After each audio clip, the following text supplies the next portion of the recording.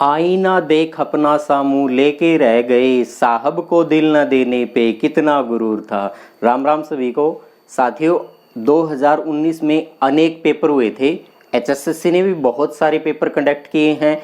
SSC जो staff selection commission है उसने बहुत सारे पेपर लिए थे। सीपीओ का पेपर हुआ, सीएचएसएल का पेपर हुआ, सीजीएल का पेपर हुआ और भी रेलवे के भी कई सारे पेपर हुए थे। तो 2019 के अंदर बहुत सारे पेपरों में से मैंने कुछ एक क्वेश्चन कलेक्ट किए हैं। हम उन क्वेश्चनों को करेंगे और उन क्वेश्चन से संबंधित मैं बहुत सारी जानकारी आपके साथ साझा करूंगा, इसलिए वीडियो इंपॉर्टेंट रहेगी। वीडियो को अंत तक जरूर देखना और उम्मीद करता हूं कि जो क्वेश्चन आज मैं करवा रहा हूं आपके सामने, जहां से मैंने क्वेश्चन कलेक्ट किए हैं, लगभग वो क्वेश्चन आपके लिए नए होंगे। इसलिए क्वेश्चन को भी ध्यान से सुने, उसका उत्तर भी ध्यान से करें और उनसे संबंधित बहुत सारे फैक्ट आपके साथ साझा करूंगा, इसलिए वीडियो इंपॉर्टेंट रहेगी। अगर पसंद आए तो इस वीडियो को शेयर जरूर कर देना भाई। चलो, क्वेश्चन बहुत सारे हैं और ये क्वेश्चन मैंने लिख दिए हैं। इन क्वेश्चनों को आज हम करने वाले हैं। तो मैं पहला क्वेश्चन आपके साथ साझा करता हूं। पहला क्वेश्चन है कि निम्नलिखित में से किसे लोकप्रिय कक्ष कहा जाता है? निम्नलिखित में से किसे लोकप्रिय कक्ष कहा जाता है? लोकप्रिय कक्ष कहा जाता है। ये सीजीएल का पेपर हुआ था। सीजीएल टीयर 1 का पेपर जो हुआ था, या टायर 1 का कह देते कहीं उसे, तो सीजीएल का पेपर 4 जून से शुरू हुआ था और 13 जून 2019 तक ये जो पेपर चले 10 दिन, उन पेपर के अंदर ये क्वेश्चन पूछा गया था। और पेपर की तारीख भी मैं आपको बता देता हूं। 6 जून 2019 को जो पेपर सीजीएल का हुआ था उसमें ये क्वेश्चन पूछा गया था। ऑप्शन है ग्राम सभा, दूसरा ऑप्शन है राज्य सभा, तीसरा ऑप्शन है राज्य विधानसभा, राज्य विधानसभा और लास्ट ऑप्शन है चौथा लोकसभा। तो लोकप्रिय कक्ष किसे कहा जाता है? तो सही उत्तर तो मैं आपको बता देता हूं। इस क्वेश्चन का सही उत्तर आएगा लोकसभा। तो सही उत्तर तो हो गया लोकसभा। अब हम क्वेश्चन से संबंधित बहुत सारे फैक्ट जानेंगे। भारतीय संविधान का कौन सा अनुच्छेद है जिसमें लोकसभा की संरचना का उल्लेख है? तो भारतीय संविधान का अनुच्छेद है 81। इस अनुच्छेद 81 में क्या है कि लोकसभा की संरचना का उल्लेख है। लोकसभा की संरचना या लोकसभा का गठन जो है उसका उल्लेख है अनुच्छेद 81 में। लोकसभा के अंदर अधिकतम सदस्य कितने हो सकते हैं? तो लोकसभा के अंदर अधिकतम सदस्य हो सकते हैं 552। ये 552 है, अधिकतम सदस्य हो सकते हैं। वर्तमान में लोकसभा में कितने सदस्य हैं आज के दिन अगर बात की जाए, तो आज के दिन वर्तमान के अंदर लोकसभा में जो सदस्य हैं वो 545 सदस्य हैं।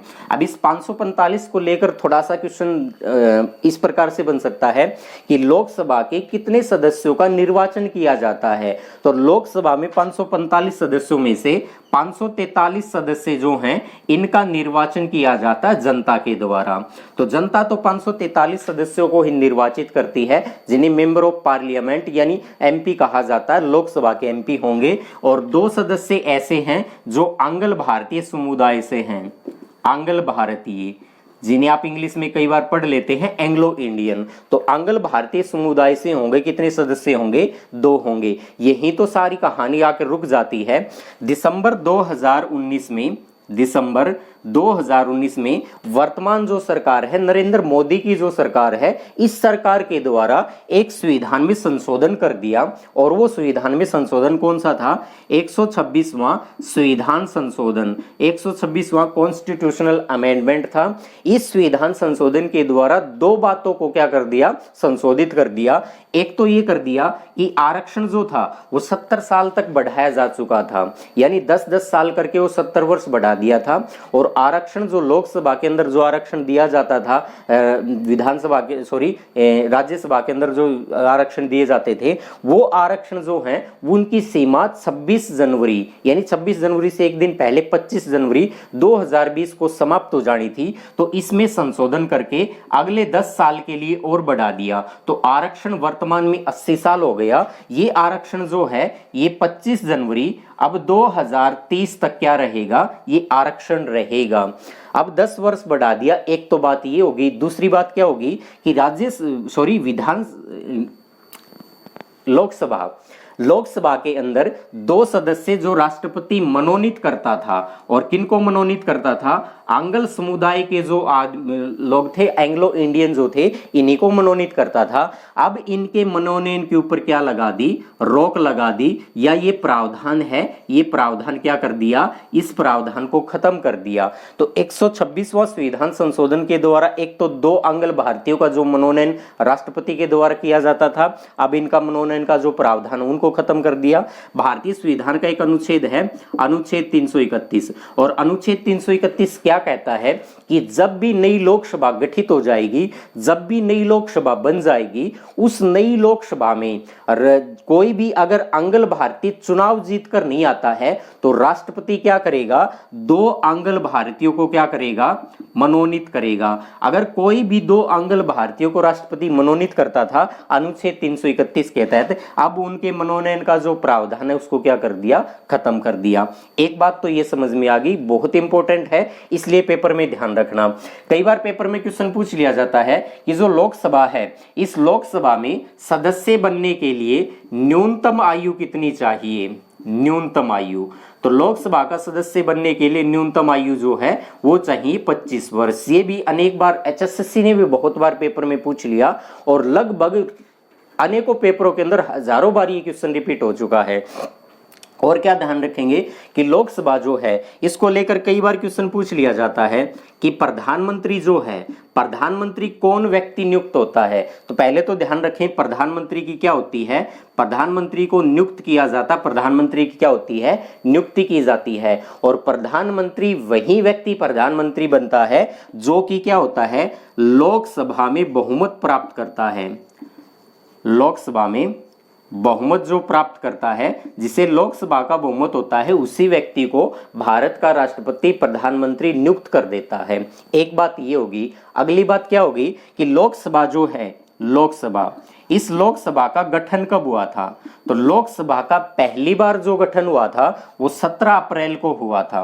लोकसभा का पहली बार गठन हुआ था 17 अप्रैल 1952 को हुआ था। पहली बैठक की अगर बात करें तो लोकसभा की पहली बैठक हुई थी 13 मई 1952 को लोकसभा की पहली बैठक हुई थी। इस लोकसभा के बारे में 1-2 क्वेश्चन और ध्यान रखना, पूछ लिया जाता है कि लोकसभा जो है, इस लोकसभा में प्रोटेम स्पीकर किसको बनाया है इस बार। यानी क्वेश्चन पहले तो ये ध्यान रखें कि लोकसभा जो है ये अब तक 17 बार लोकसभा गठित हो चुकी है। पहली बार जो लोकसभा गठित हुई थी उसके लिए चुनाव हुए थे, जिन्हें आम चुनाव कहा जाता है, क्योंकि लोकसभा के चुनाव को आम चुनाव भी कहा जाता है। और लोकसभा पहली बार गठित हुई थी, उसके लिए चुनाव हुए थे अक्टूबर 1951 से लेकर फरवरी 1952 तक हुए थे। यानी 1951-52 में चुनाव हुए थे, और उन चुनावों में के बाद अब तक 17 बार लोकसभा गठित हो चुकी है। और 17वीं जो लोकसभा है इसमें प्रोटेम स्पीकर जिसको बनाया गया था, वो उनको बनाया गया था वीरेंद्र सिंह खटीक को। वीरेंद्र सिंह खटीक, जो कि मध्य प्रदेश के अंदर एक लोकसभा क्षेत्र पड़ता है टीकमगढ़। उस टीकमगढ़ से वो वहां से निर्वाचित होकर आए थे, टीकमगढ़। और प्रोटेम स्पीकर के बाद 19 जून 2019 को लोकसभा में स्पीकर की नियुक्ति की गई थी। स्पीकर, इस स्पीकर को हिंदी में अध्यक्ष कहा जाता है। और प्रोटेम स्पीकर का मतलब होता है अंतरिम अध्यक्ष या अस्थायी अध्यक्ष। तो प्रोटेम स्पीकर जो बनाए गए हैं, राजस्थान का कोटा बूंदी जो लोकसभा क्षेत्र है वहां से कोटा बूंदी, ओम बिड़ला जो हैं, ओम बिड़ला, कोटा बूंदी जो लोकसभा क्षेत्र है वहां से जो सांसद बनकर आए थे ओम बिड़ला, वो वर्तमान में 17वीं लोकसभा के क्या हैं, स्पीकर हैं। अगर एक क्वेश्चन ध्यान रखना, अनेक पेपरों के अंदर वो क्वेश्चन आ लिया कि लोकसभा का जो स्पीकर है, इस लोकसभा स्पीकर को शपथ कौन दिलाता है। बड़ा गजब का क्वेश्चन है। और जब ये क्वेश्चन आता है तो अधिकतर ऑप्शन देखने के बाद तय करते हैं यार प्रधानमंत्री दिलाता होगा ना, प्रधानमंत्री नहीं दिलाता, प्रोटेम स्पीकर दिलाता होगा ना, प्रोटेम स्पीकर भी नहीं दिलाता, यार फिर तो कोई ना कोई तो इसको शपथ दिलाता, मुख्य न्यायाधीश दिलाता होगा। ध्यान रखना, लोकसभा अध्यक्ष को कोई शपथ नहीं दिलाता। क्यों शपथ नहीं दिलाता? क्योंकि लोकसभा का जो अध्यक्ष होता है, जो स्पीकर होता है, वो एक सांसद के रूप में पहले शपथ ले चुका होता है और लोकसभा स्पीकर बनने के बाद उसको कोई शपथ नहीं दिलाई जाती। तो ध्यान रखना, इसको कोई शपथ नहीं दिलाती। ये भी बहुत बार पेपर के अंदर आ चुका है। अगला क्वेश्चन हम देखते हैं। अगला क्वेश्चन है, आप स्नैपशॉट लेना चाहते हैं तो इनका स्नैपशॉट ले लिया करो, वीडियो को पॉज करो और इनको स्नैपशॉट ले लो। अगला क्वेश्चन है कि महाराष्ट्र की सबसे ऊंची चोटी कौन सी है? ओ भाई, बड़ा ही गजब का क्वेश्चन आ गया। यानी अब तक तो हम भारत की ऊंची चोटी पढ़ते आ रहे थे, या फिर दक्षिण भारत की पढ़ लिया होगा, या फिर हिमालय की पढ़ा होगा, लेकिन ये तो ध्यान में ही नहीं था। चलो हरियाणा की तैयारी कर रहे हैं तो HSSC की दृष्टि से हमने हरियाणा की ऊंची चोटी पढ़ लिया होगा, लेकिन ये एक पेपर हुआ था, वही पेपर CGL टायर 1 का पेपर में ये क्वेश्चन पूछा गया था कि महाराष्ट्र की सबसे ऊंची चोटी कौन सी है? महाराष्ट्र की सबसे ऊंची चोटी कौन सी है? बहुत ही शानदार क्वेश्चन पूछ लिया इस बार। और ये ऑप्शन दे रखा है तारामती,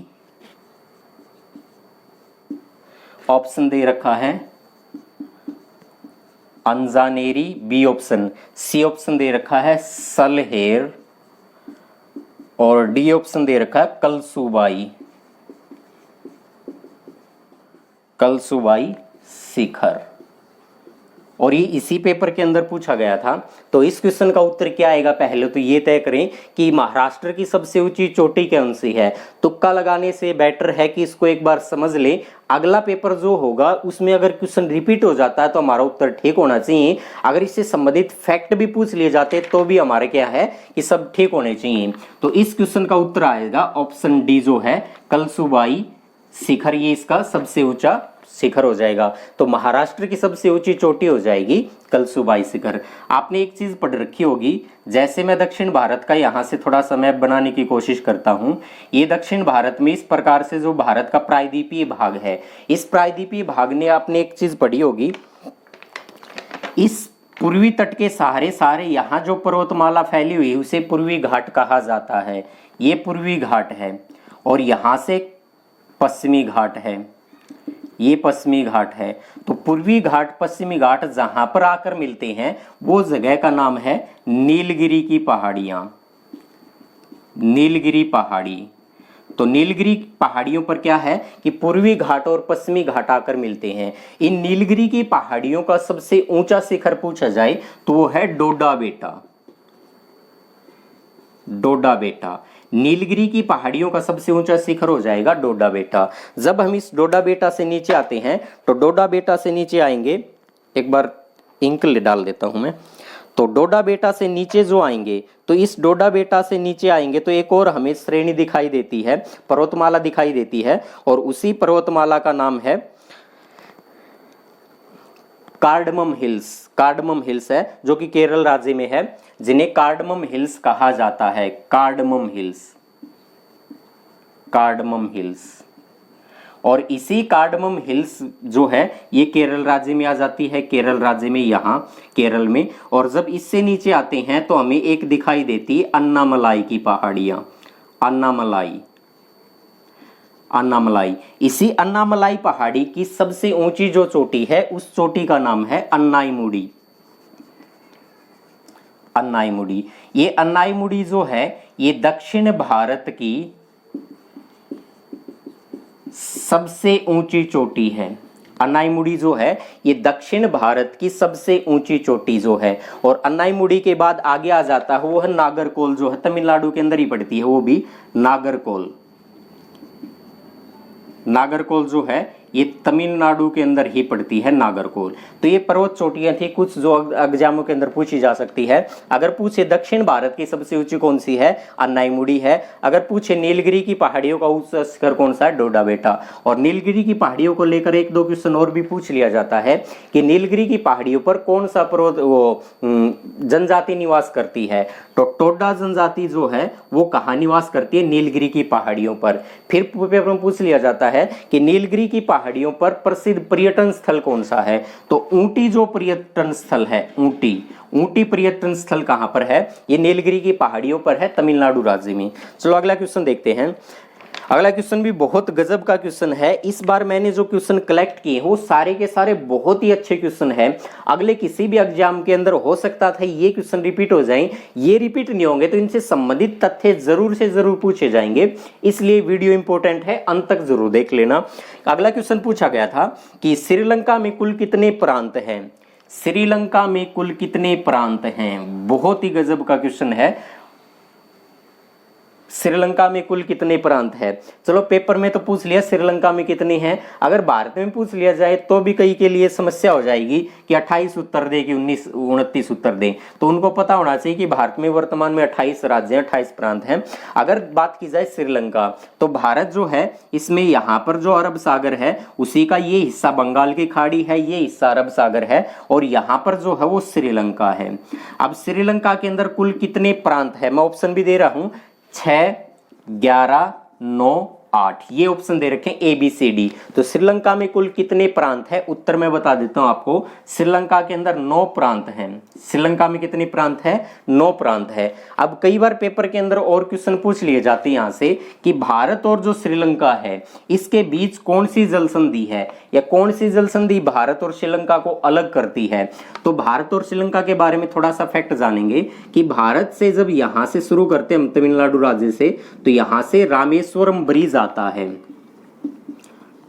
रामेश्वरम ब्रिज है, रामेश्वरम ब्रिज। और जैसे ही रामेश्वरम ब्रिज से थोड़ा सा आगे चलते हैं तो यहां से आ जाता है रामेश्वरम द्वीप, रामेश्वरम द्वीप, रामेश्वरम द्वीप आ जाता है। और इससे आगे थोड़ा सा देखते हैं तो वहां आ जाता है राम सेतु, राम सेतु आ जाता है। आपने इस चीजों के बारे में पढ़ रखा होगा, जहां राम सेतु है इसका अंतिम भाग जो है उसे कहा जाता है धनुषगिरी, धनुषकोणी या धनुषगिरी, धनुषकोणी। और यहां पर जो श्रीलंका का भाग है उसे कहा जाता है तिलाई मन्नार, ये श्रीलंका वाला भाग हो गया तिलाई मन्नार।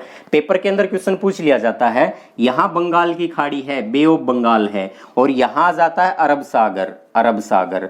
तो कई बार क्वेश्चन पूछ लिया जाता है कि मद्रास के अंदर एक पाक अंग्रेज अधिकारी हुआ करते थे जिनका नाम था पाक, लेकिन इस पाक की स्पेलिंग क्या होती थी, PL की, पाकिस्तान वाला पाक नहीं होता था कि पाकिस्तान का पाक ना, ये होता था PL के। तो पाक के नाम से उसने एक जल संधि बना दी, जिस जल संधि का नामकरण किया था वो थी पाक जल संधि। ये पाक जल संधि किस किस के मध्य है, तो भारत और श्रीलंका के बीच में है। अगर पूछ लिया जाए कि पाक जल संधि किस किस को जोड़ती है, यानी जोड़ने का काम किस किस को करती है, तो पाक जल संधि जो है ये किस किस को जोड़ती है, ये बंगाल की खाड़ी को, बंगाल की खाड़ी को किससे जोड़ती है, तो पाक जल संधि जो है ये बंगाल की खाड़ी को किससे जोड़ती है, पाक की खाड़ी से जोड़ती है। बंगाल की खाड़ी को जोड़ने का काम करती है, पाक की खाड़ी से जोड़ती है। कई बार ऑप्शन में ये मिल जाता है कि बंगाल की खाड़ी को जोड़ती, किससे जोड़ती है, मन्नार की खाड़ी को। तो ऑप्शन के अंदर जो दे रखा होगा, दोनों तो दे नहीं मिलेंगे, जो भी दे रखा होगा वो उत्तर हो जाएगा। हाल फिलहाल में श्रीलंका चर्चा में क्यों था, कुछ समय पहले जब ये कोरोना महामारी एक वैश्विक स्तर पर फैल चुकी है, अगर इससे पहले की बात करें तो श्रीलंका के अंदर चाइना जो थोड़ा सा अलर्ट हो चुका था, क्योंकि चाइना ने श्रीलंका के अंदर एक बंदरगाह का निर्माण कर दिया था, और जिस बंदरगाह का निर्माण किया था उस बंदरगाह का नाम था हरमन टोटा, तो चाइना ने श्रीलंका में एक बंदरगाह का निर्माण कर दिया था, हरमनटोटा। जब हरमनटोटा बंदरगाह का निर्माण चाइना ने किया तो भारत भी उसके पीछे पीछे चल पड़ा था, उसी की राह पर चल रहा था। ये देखते हुए कहीं चाइना यहां पर अपना कोई सामरिक अड्डा ना बना ले और भारत पीछे रह जाए और भारत को कहीं वो यहां से घेरने की कोशिश ना कर ले, तो भारत ने एक ट्रिंकोमाली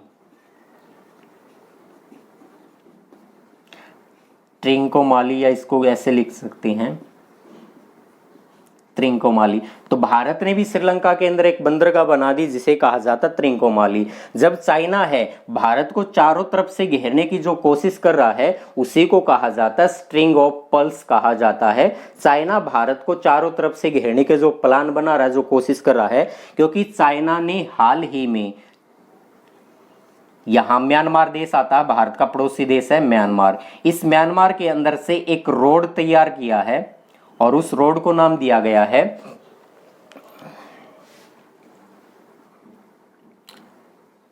चाइना म्यांमार कॉरिडोर, जो नाम दिया गया है कॉरिडोर। इसको ये नाम दिया गया था चाइना म्यांमार, जो है इस कॉरिडोर नाम दिया गया था। पाकिस्तान में यहां से चाइना एक रोड निकालने की कोशिश कर रहा है जिसे पाकिस्तान चाइना इकोनॉमिक कॉरिडोर कहा जाता है, सीपेक कहा जाता है। उसी प्रकार चाइना पाकिस्तान का एक पड़ोसी देश है ईरान और इराक, दो पड़ोसी देश आ जाते हैं। इराक के बाद ईरान आ जाता है। तो भारत ने हाल ही में ईरान देश के अंदर एक बंदरगाह का निर्माण किया था। चाबहार बंदरगाह का निर्माण कहां पर किया गया था, ये भी पेपर में पूछ लिया। चाबहार का भारत ने निर्माण किया था इराक देश के अंदर। और इस प्रकार से सितवे बंदरगाह को पूछ लिया जाए तो सितवे बंदरगाह जो है, सितवे बंदरगाह, ये भारत ने म्यांमार के अंदर सितवे बंदरगाह का निर्माण किया है। तो इससे संबंधित कुछ एक फैक्ट थे, हो सकता था किसी पेपर में यहीं से क्वेश्चन बन के आ जाए। अगला क्वेश्चन देखते हैं क्या पूछा गया था। निम्नलिखित में से कौन सिंधु नदी की एक सहायक नदी नहीं है? नहीं वाला पूछ रखा है तो थोड़ा सा ध्यान रखें। निम्न में से कौन सी सिंधु की सहायक नदी नहीं है, यानी सिंधु नदी जो है, इंडस रिवर जो है, इसकी सहायक नदी नहीं है, इसकी ट्रिब्यूटरी रिवर नहीं है। ये पेपर के अंदर क्वेश्चन पूछ लिया तो मैं ऑप्शन में दे दूं सिंधु की सहायक नदी, सिंधु की सहायक नदी। तो एक का आंसर आ जाएगा जस्कर, सॉरी ऑप्शन है नुब्रा, शोक, लोहित, यानी सिंधु की सहायक नदी नहीं है। ये क्वेश्चन था। तो ये चार ऑप्शन है ABCD। तो सिंधु की कौन सी सहायक नदी इनमें से नहीं है? तो चलो मैं आंसर बता देता हूं आपको। सिंधु की सहायक नदी नहीं है, इस क्वेश्चन का आंसर आ जाएगा लोहित नदी। तो लोहित नदी इस क्वेश्चन का आंसर आ जाएगा, यानी लोहित सिंधु की सहायक नदी नहीं है। चलो मैं कुछ थोड़ा सा फैक्ट यहां पर साझा कर रहा हूं आपके सामने। चलो हमने भारत का यहां से मैप बनाने की कोशिश जो की है, ये भारत का मैप बना दिया इस प्रकार से। यहां पर नेपाल देश है, नेपाल से ऊपर तिब्बत देश पड़ता है। तो यहां तिब्बत में एक जगह है जिसे मानसरोवर कहा जाता है, मानसरोवर। इसी मानसरोवर के समीप एक ग्लेशियर है जिस ग्लेशियर का नाम है चेमायंगडुंग, चेमायंगडुंग ग्लेशियर। इस चेमायंगडुंग ग्लेशियर से एक नदी निकलती है और उस नदी का नाम है सिंधु नदी। सिंधु नदी यहां से निकलती है मानसरोवर झील के समीप चेमायंगडुंग ग्लेशियर से, और इस प्रकार बहती हुई कौन सी दिशा में, उत्तर पश्चिम दिशा में बहती हुई यहां से भारत में यहां एक जगह पड़ती है जिसे दमचौक कहा जाता है। भारत में एक जगह पड़ती है दमचौक। इस दमचौक के समीप, जो कि वर्तमान में लद्दाख के हिस्से में आ गया, तो यहां से प्रवेश करती है भारत में और भारत में इस प्रकार से बहती हुई, और यहां से POK जो पाकिस्तान अधिकृत कश्मीर है, भारत का कश्मीर जो पाकिस्तान ने कब्जा कर रखा है, उससे बहती हुई और यहां पर पाकिस्तान में प्रवेश करती है। उस जगह का नाम है चिलियास। इस चिलियास के समीप पाकिस्तान में प्रवेश कर जाती है और पाकिस्तान में इस प्रकार बहती हुई पांचों नदियां और पाकिस्तान के अंदर इसमें मिल जाती है और यहां अरब सागर में जाकर ये क्या है, गिर जाती है। तो ये तो सिंधु नदी थी। अब इस सिंधु नदी की सहायक नदियों के बारे में थोड़ा सा डिस्कस करते हैं। यहाँ पर भारत का जो हिस्सा यहाँ पाकिस्तान ने कब्जा रखा था वो पीओके है, इस क्षेत्र को कहा जाता पीओके। और यहाँ एक क्षेत्र जो कब्जा रखा था 1962 में चाइना ने जब भारत पर आक्रमण किया था तो यहाँ का हिस्सा चीन ने कब्जा लिया, जिसे अक्साई चीन कहा जाता है, अक्साई चीन, अक्साई चीन प्रांत है। और यहाँ पर जो है यहाँ एक ग्लेशियर है जिसको लेकर आपने क्वेश्चन पढ़ा होगा कि भारत का सबसे बड़ा ग्लेशियर कौन सा है, ऊंचा ग्लेशियर कौन सा है, तो उस ग्लेशियर का नाम है सियाचिन ग्लेशियर। जो सियाचिन ग्लेशियर है, इसी सियाचिन ग्लेशियर से एक सियाचिन ग्लेशियर है, इस सियाचिन ग्लेशियर का इधर का जो हिस्सा है इस हिस्से को कहा जाता है रीमो ग्लेशियर, रीमो ग्लेशियर। यानी सियाचिन ग्लेशियर के साथ जो ग्लेशियर उसका नाम है रीमो ग्लेशियर। इस रीमो ग्लेशियर से एक नदी निकलती है जिस नदी का नाम है श्योक नदी, श्योक नदी। ये श्योक नदी इस रीमो ग्लेशियर से निकलती है और सिंधु नदी में आकर मिल जाती है। तो श्योक नदी तो होगी सिंधु नदी की सहायक नदी। उसी प्रकार यहाँ सियाचिन ग्लेशियर है, इस सियाचिन ग्लेशियर से एक नदी निकलती है जिस नदी का नाम है नुब्रा नदी।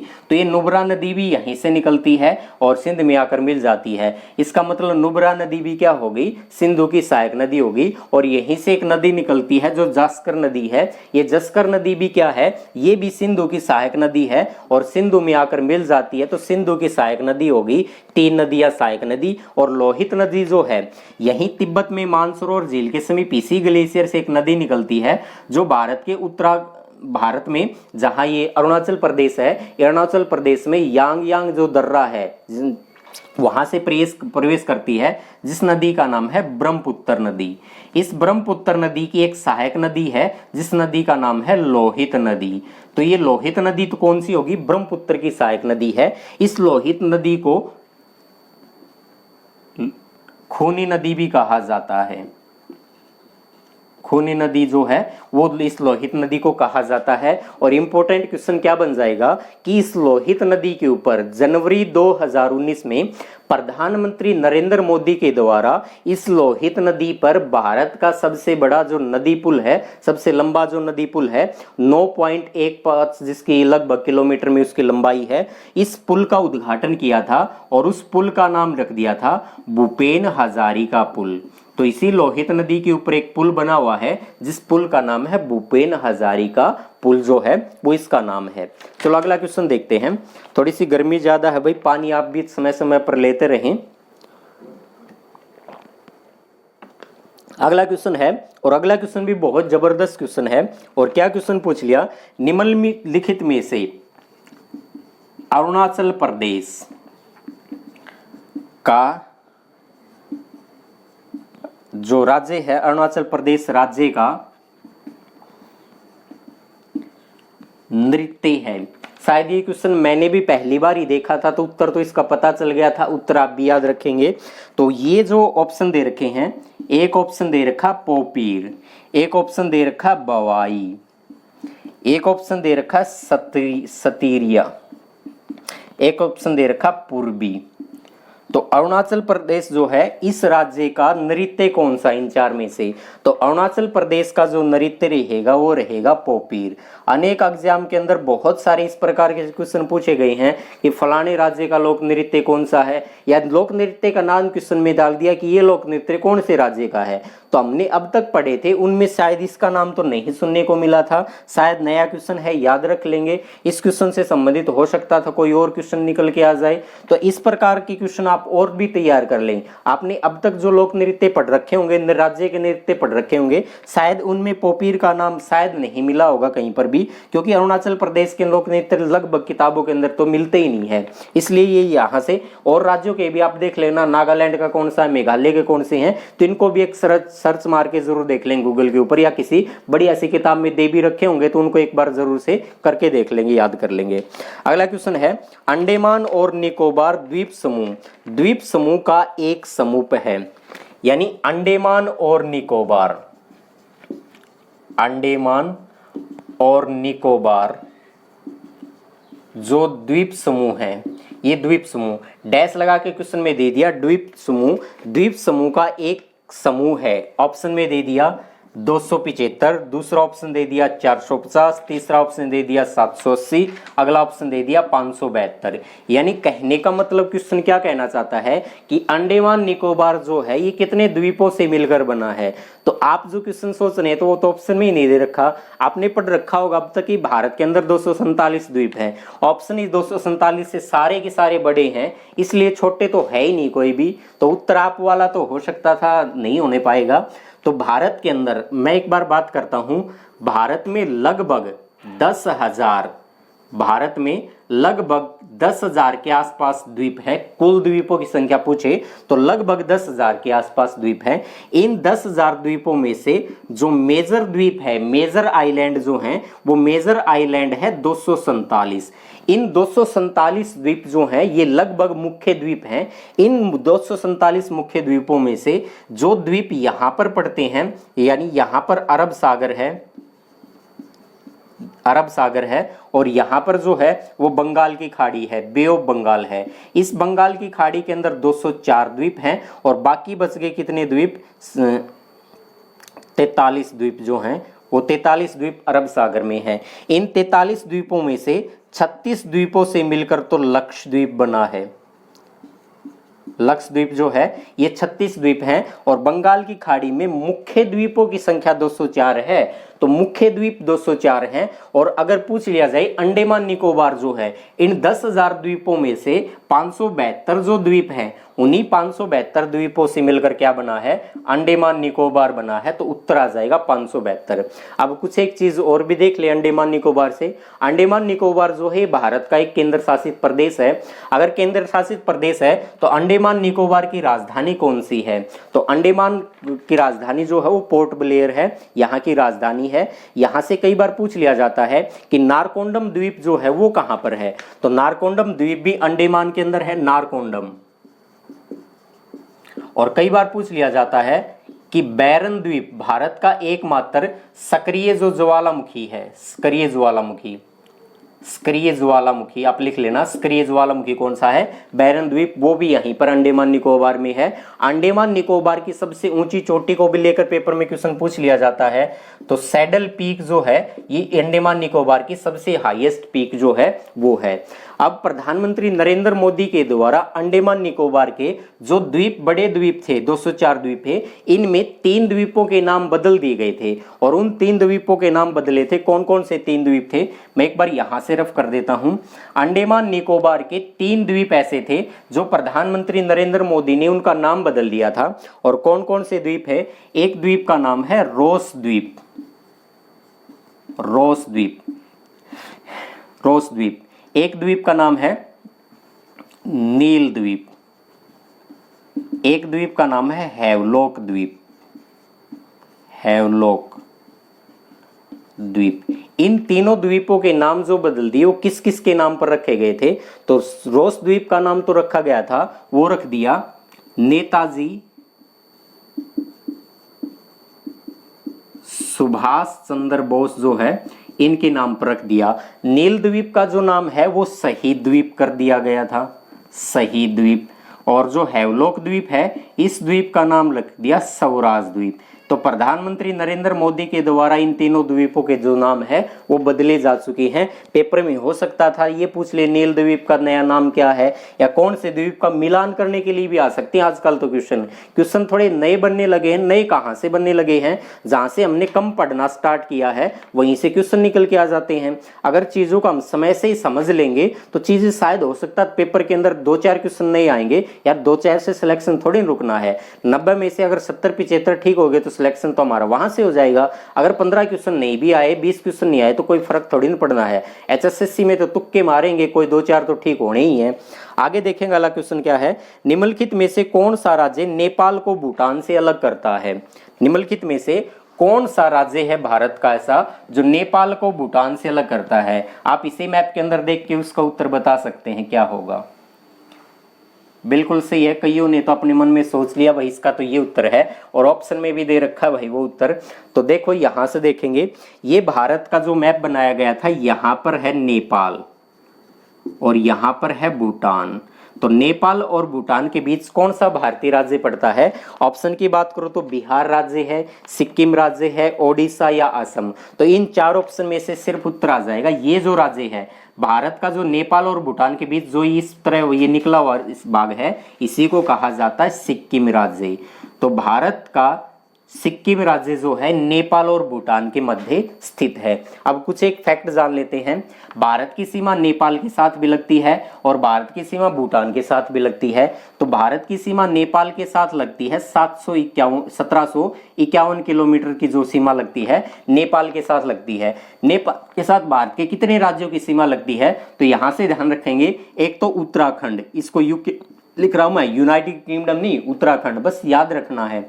उसके बाद अगला राज्य आ जाता है यूपी, और यूपी के बाद अगला राज्य आ जाता है बिहार। तो यूपी के बाद बिहार राज्य की सीमा लगती है। बिहार के बाद यहाँ जो राज्य आ जाता है उस राज्य का नाम है पश्चिम बंगाल। तो पश्चिम बंगाल की सीमा लगती है। पश्चिम बंगाल के साथ सीमा लगती है और कौन सा राज्य है? बस इन्हीं के साथ सीमा लगती है, उत्तराखंड, उत्तर प्रदेश, बिहार और पश्चिम बंगाल, और एक ये सिक्किम खुद लग ही रहा है, सिक्किम। तो इन्हीं राज्यों की पांचों की सीमाएं लगती हैं किसके साथ? 1751। नेपाल जो है ये बफर स्टेट में आता है, बफर स्टेट के अंदर आता है, यानी एक भू आवेष्टिक भी है, भू आवेष्टिक यानी लैंड लॉक्ड भी है, ये भू आवेष्टिक है, स्थल अवरुद्ध भी है और बफर स्टेट भी है। भू आवेष्टिक और लैंड लॉक्ड का तो एक ही मतलब होता है, क्या मतलब है कि चारों तरफ से धरातल से घिरा उसको सागर या समुद्र की सीमाएं ना टच करती हो, तो उसे कहा जाता है लैंड लॉक्ड। और बफर स्टेट कौन सा होता है? दो दुश्मन देशों के मध्य अगर कोई भूमि है, कोई देश है, तो वो कहा जाएगा बफर स्टेट। और दो दुश्मन कौन सी हो गई? एक ऊपर चाइना है, यहाँ भारत है, दोनों के बीच ये आंकड़ा 36 का। अगला यहाँ पर है भूटान। भूटान जो है, भूटान के साथ सीमा लगती है, 699 किलोमीटर की सीमा लगती है। 699 किलोमीटर की सीमा भारत के साथ लगती है। और भारत का सिक्किम राज्य भूटान के साथ लगता है, ये वाला सिक्किम लगता है। सिक्किम के बाद यहाँ से असम राज्य की सीमा लगती है। असम के बाद यहाँ से सीमा लगती है, अरुणाचल प्रदेश की सीमा लगती है, अरुणाचल प्रदेश की सीमा लगती है। और वेस्ट बंगाल जो है इनकी सीमा लगती है। तो चार राज्य जो है भूटान के साथ सीमा लगाते हैं। भूटान भी क्या है? ये भी एक बफर स्टेट है, भूटान भी एक बफर स्टेट है, यानी भूटान भी दो दुश्मन देशों के मध्य है। यहाँ से क्वेश्चन, नए क्वेश्चन क्या बनेंगे? नए क्वेश्चन जो पेपर में आएंगे तो वो ये आ सकते हैं। हाल ही में थोड़े दिन पहले की बात है, वर्तमान में ये कोरोना वायरस आ गया, वरना तो आपको भी पता चल जाता कि यहाँ से एक नदी निकलती थी, और नदी निकलती थी, उस नदी का नाम था काली नदी। नेपाल से काली नदी जैसे ही भारत के अंदर प्रवेश करती थी तो भारत में यहाँ राज्य आ जाता उत्तराखंड, और उस उत्तराखंड राज्य में इस नदी को, काली नदी को कहा जाता था शारदा नदी। इतनी बातें तो आपने कहीं ना कहीं जान ली होगी और समझ गए होंगे मैं कहां पर बात करने वाला हूं। बिल्कुल सही है, शारदा नदी, काली नदी जो है, इसमें वर्तमान में काला पानी जो विवाद है किन देशों के बीच चल रहा है? काला पानी विवाद तो नेपाल और भारत के बीच चल रहा है। नेपाल जो है, नेपाल तो इसे अपने खुद का दारचूला जो है, दारचूला या दारचूला जो है इसका हिस्सा मानता है। और भारत जो है, भारत कहता है कि उत्तराखंड के अंदर एक पिथौरागढ़ है, जहां कई बार आपने युद्ध अभ्यास पढ़े होंगे, पिथौरागढ़, इस पिथौरागढ़ का हिस्सा मानता है भारत, कि ये तो पिथौरागढ़ का हिस्सा है। तो काला पानी विवाद नेपाल और भारत के बीच है। आपने कई बार सुना होगा बहुत पहले या किसी कि काला पानी की सजा अंग्रेजों के द्वारा दी जाती थी। वो काला पानी की जो सजा थी, वो जहां सेल्युलर जेल भी पड़ा होगा, वो सारी चीजें अंडमान निकोबार के अंदर थी। उस समय जो सजा होती थी उसी को काला पानी जो अंडमान भेज दिया जाता था। और भूटान जो है, यहाँ भूटान के बारे में आपने पढ़ा होगा 2017 में, और लगातार विवाद रहा था, पेपरों के अंदर वो क्वेश्चन भी बन के आए थे, और पेपर में वो क्वेश्चन बार बार बन के आते, क्योंकि इसकी जो जड़ है वो चाइना है, और जो जड़ चाइना है तो बार बार वो चर्चा में चलता ही रहता है। यहाँ आपने 2017 में एक विवाद सुना होगा, डोकलाम विवाद। ये डोकलाम विवाद कहां पर था? ये भूटान की जगह थी और भूटान की उस जगह डोकलाम पर क्या कर दिया था, चाइना ने धीरे धीरे आके अपना क्या कर दिया, स्वामित्व रखना शुरू कर दिया, या कह सकते कब्जा करना शुरू कर दिया। भारत ने इसका विरोध किया। क्यों विरोध किया? अगर यहां से सही से भारत का मैप देखेंगे तो भारत का जो मैप यहां से पश्चिम बंगाल है और नीचे यहां बांग्लादेश जो शुरू हो जाता है, तो भारत का पूर्वोत्तर जाने के लिए केवल ये रास्ता है। इस रास्ते को कहा जाता चिकन नेक। चिकन नेक, ये जो कॉरिडोर है सिलीगुड़ी कॉरिडोर है, इसी को कहा जाता चिकन नेक। इस अगर भूटान के यहां पर कब्जा चाइना ने कर लिया तो चाइना अगला अटैक यहां सिलीगुड़ी कॉरिडोर पर मान लेगा, भारत के पूर्वोत्तर के राज्यों से संपर्क टूट जाएगा। इसलिए भारत ने क्या किया, भूटान के साथ एक संधि कर रखी थी बहुत पहले। उस संधि के ऊपर कहा था कि अगर कोई भी अन्य देश आपके ऊपर आक्रमण करेगा तो हम आपका बचाव करेंगे। तो भारत ने जो उस समय कसम खाई थी उसको शायद अब निभाने का मौका भी मिल गया था, और इसलिए डोकलाम का विवाद जो था वो भारत और भूटान का भूटान और चाइना का न रहकर अब भारत और चाइना का रह गया था। तो डोकलाम विवाद भी था। यहीं पर चुंबी घाटी पड़ती है, चुंबी घाटी, चुंबी घाटी। और चुंबी घाटी को लेकर पेपर में क्वेश्चन आया था, क्वेश्चन बड़ा जबरदस्त था, लेकिन अब आपके सामने जो क्वेश्चन है उसका उत्तर आप दे पाएंगे। क्वेश्चन पूछा गया, चुंबी घाटी किस देश से नहीं लगती? चुंबी घाटी किस देश से नहीं लगती? ऑप्शन में दे दिया नेपाल, भूटान, भारत और चाइना। तो ध्यान से देखें, चुंबी घाटी जो है यहां तो भूटान है और ऊपर भूटान से आगे वहां तिब्बत देश है, उसके ऊपर चाइना ने कब्जा ही कर रखा है। तो चाइना के साथ लगती है, भूटान के साथ लगती है और सिक्किम के साथ लगती है, इसका मतलब भारत के साथ लगती है। नेपाल के साथ इसकी कोई सीमा नहीं लगती, तो उत्तर आ जाएगा इसका नेपाल। चुंबी घाटी किससे सीमा नहीं बनाती है? तो नेपाल उत्तर आ जाएगा इसका।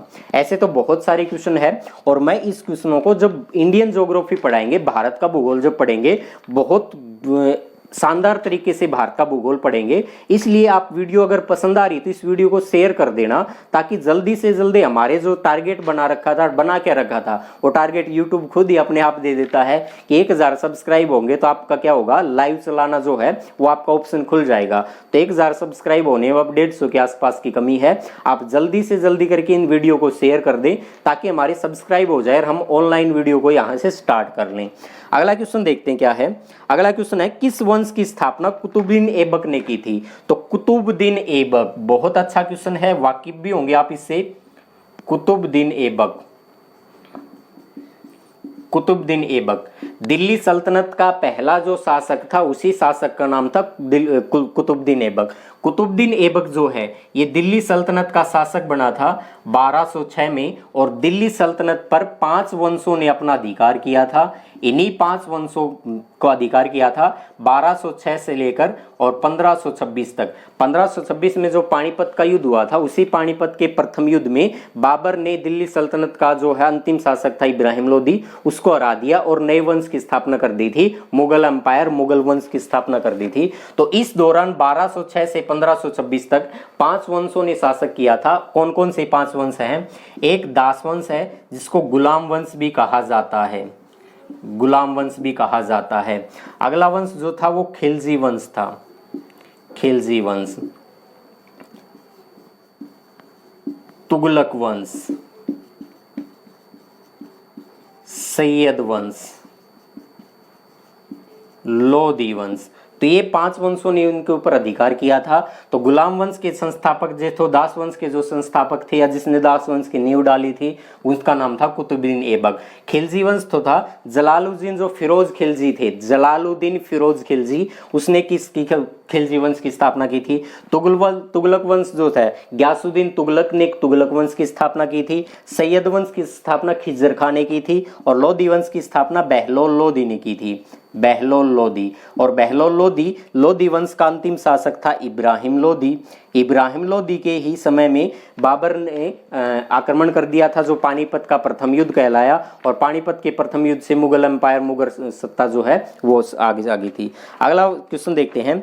चुनाव आयोग ने, बड़ा जबरदस्त क्वेश्चन है, चुनाव आयोग ने, इलेक्शन कमीशन है, निर्वाचन आयोग है, चुनाव आयोग ने किस वर्ष में अपनी स्वर्ण जयंती मनाई?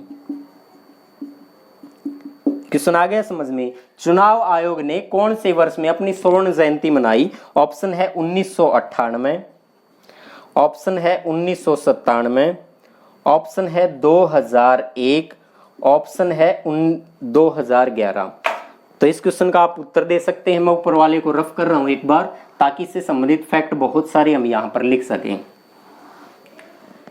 तो चुनाव आयोग ने अपनी स्वर्ण जयंती कब मनाई थी? इस क्वेश्चन का उत्तर क्या आ जाएगा? 2001 आ जाएगा। इस क्वेश्चन का आंसर आ जाएगा। इससे संबंधित हम फैक्ट देखते हैं। हरियाणा के अंदर जो कलरक का पेपर हुआ था 7-8 महीने पहले, जो कलरक का पेपर हुआ था, यानी सितंबर का पेपर था क्या, 21 से 23 सितंबर, उसमें पेपर में जो क्वेश्चन आया था, उसमें एक क्वेश्चन आया था कि चुनाव आयोग का उल्लेख, HSSC कलरक में भी आया था क्वेश्चन। और ये क्वेश्चन जो अभी है ये SSC CPO 14 मार्च 2019 के पेपर में आया था। चुनाव आयोग ने स्वर्ण जयंती मनाई थी। पहले तो हम देखते हैं चुनाव आयोग जो है, इलेक्शन कमीशन जो है, जिसे निर्वाचन आयोग भी कहते हैं, इसका गठन कब हुआ था? 25 जनवरी 1950 को क्या है, इसका गठन हुआ था। और 25 जनवरी 1950 को जब इसका गठन हुआ तो 25 जनवरी को प्रत्येक साल बनाया जाता है, राष्ट्रीय मतदाता दिवस मनाया जाता है। चुनाव आयोग जो है, इसका पहला जो अध्यक्ष बना था, या चुनाव आयोग के पहले चुनाव आयुक्त बने थे, सुकुमार सेन जो हैं, ये चुनाव आयोग के पहले चुनाव आयुक्त बने थे। चुनाव आयोग जो है ये वर्तमान में बहुसदस्यीय संस्था है। यानी बहुसदस्यीय संस्था का मतलब इसमें एक से ज्यादा सदस्य होंगे, और एक से ज्यादा सदस्य हैं, एक से ज्यादा सदस्य जो हैं, यानी 1+2, एक मुख्य चुनाव आयुक्त होगा, 2 अन्य चुनाव आयुक्त होंगे। वर्तमान में मुख्य चुनाव आयुक्त जो है वो सुनील अरोड़ा हैं, सुनील अरोड़ा। और 2 अन्य है, इस 2 अन्य में एक का नाम है अशोक लवासा और सुशील चंद्रा। ये 2 हैं, अशोक लवासा और सुशील चंद्रा। अगला क्वेश्चन क्या बनेगा? चुनाव आयोग का उल्लेख संविधान के कौन से अनुच्छेद में है? तो अनुच्छेद वैसे तो 324 ही होता है, ऑप्शन के अंदर आएगा, लेकिन अनुच्छेद 324 से लेकर अनुच्छेद 329 तक क्या है? चुनाव आयोग का उल्लेख है। चुनाव आयोग जो है ये जब गठित हुआ था 25 जनवरी 1950 को, उस समय एक सदस्यीय संस्था थी। 1950 से लेकर और 1989 तक ये एक सदस्यीय संस्था रही थी। पहली बार एक समिति बनाई गई थी, तारकुंडे समिति। उस तारकुंडे समिति की सिफारिश के आधार पर क्या कर दिया? इसको बहुसदस्यीय संस्था बना दिया, बहुसदस्यीय संस्था बना दिया, यानी एक से ज्यादा सदस्य होंगे। लेकिन 1990 के अंदर ही क्या हुआ? अपना सुप्रीम कोर्ट जो है भारत का, इस सुप्रीम कोर्ट ने एक ऑर्डर जारी कर दिया, उस आदेश के द्वारा वापिस इसको एक सदस्यीय संस्था बना दिया। 1993 के अंदर एक और समिति बनाई गई, जिस समिति का नाम था गोस्वामी समिति। ये जो गोस्वामी समिति थी, दिनेश गोस्वामी की अध्यक्षता में इसको गठित किया गया था, और इसी गोस्वामी समिति की सिफारिश के आधार पर इसको पुनः क्या बना दिया? पुनः बहुसदस्यीय संस्था बना दिया, पुनः बहुसदस्यीय संस्था बना दिया। तो इससे संबंधित फैक्ट हैं। अब क्योंकि पेपर के अंदर थोड़े क्वेश्चन आ जाते हैं, क्यों आ जाते हैं? जब जम्मू कश्मीर भारत का राज्य था, और जम्मू कश्मीर भारत का ऐसा पहला राज्य है जो राज्य कर बाद में क्या बना? केंद्र शासित बने। केंद्र शासित प्रदेश से तो राज्य बहुत सारे बने हैं, लेकिन राज्य से केंद्र शासित प्रदेश जम्मू कश्मीर बना था। और जम्मू कश्मीर के अंदर प्रीसीमन था, वो जम्मू कश्मीर के संविधान के अकॉर्डिंग चलता था। अब जम्मू कश्मीर में जो प्रीसीमन होगा, डिलिमिटेशन होगा, उसका गठन किया जाएगा।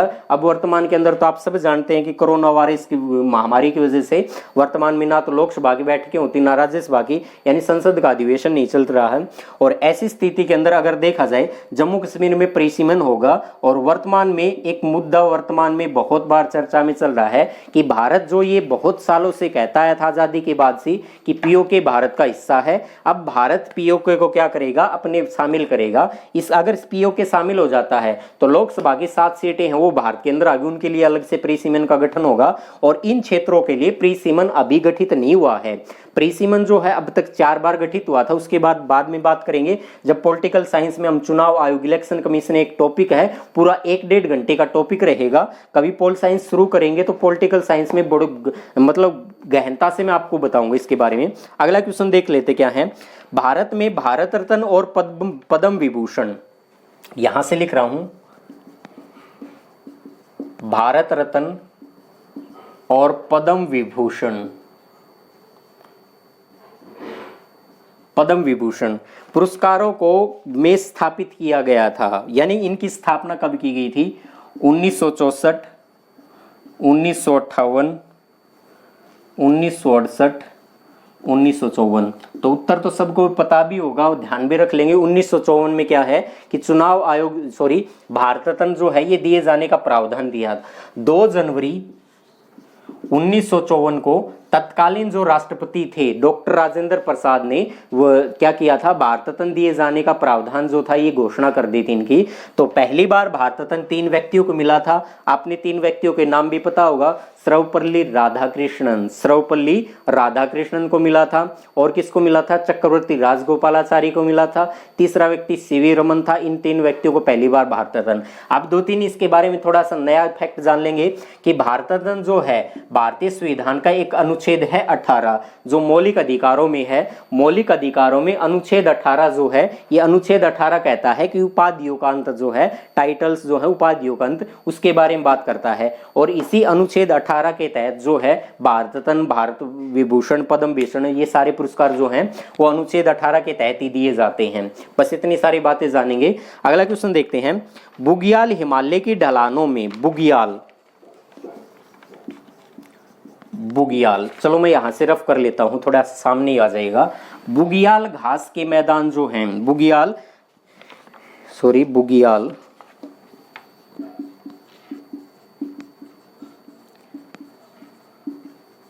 हिमालय की ढलानों में ऊंचाई वाले घास के या फिर चारागाह हैं। आप इन्हें किस राज्य में पाएंगे? CHSL 4 जुलाई 2019 को जो पेपर हुआ था उसमें एक क्वेश्चन आया हुआ था। ऑप्शन है असम, ऑप्शन है तमिलनाडु। तो भाई तमिलनाडु तो इसका आंसर नहीं हो जाएगा क्योंकि हिमालय का जिक्र आया हुआ है। तो अगला ऑप्शन है सिक्किम, अगला ऑप्शन है उत्तराखंड। तो यहां से बहुत सारे क्वेश्चन आपको क्लियर हो जाएंगे। तो बुग्याल घास के जो मैदान है, हिमालय जो है, हिमालय को वर्गीकृत 3 भागों में जो किया गया था, हिमालय जो है इसको 3 भागों में जो वर्गीकृत किया गया था। तो हिमालय का ये जो भाग है, इस प्रकार हिमालय की जो लगभग लंबाई 2500 किलोमीटर के आसपास है। तो यहाँ से हिमालय को 3 भागों में वर्गीकृत किया गया था, और 3 भागों में जो वर्गीकृत किया गया ये हिमालय का बड़ा भाग था जिसे वृहत हिमालय कहा गया।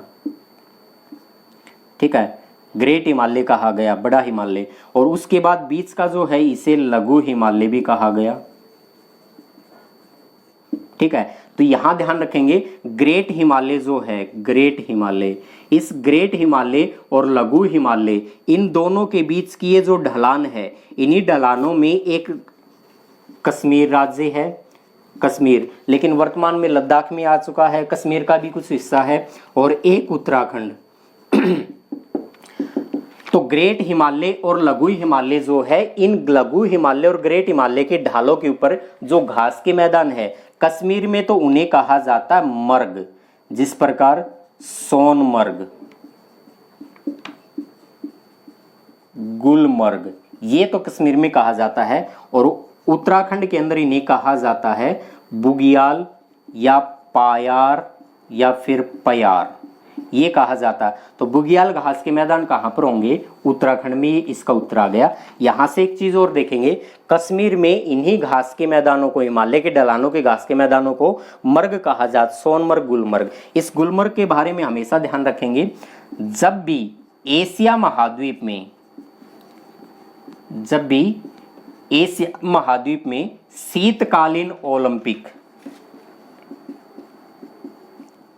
शीतकालीन ओलंपिक जो है इनका आयोजन किया जाता है, तो आइस हॉकी जो है, इस आइस हॉकी का जो भी मैच होता है वो हमेशा और हमेशा कहाँ होता है? गुलमर्ग में।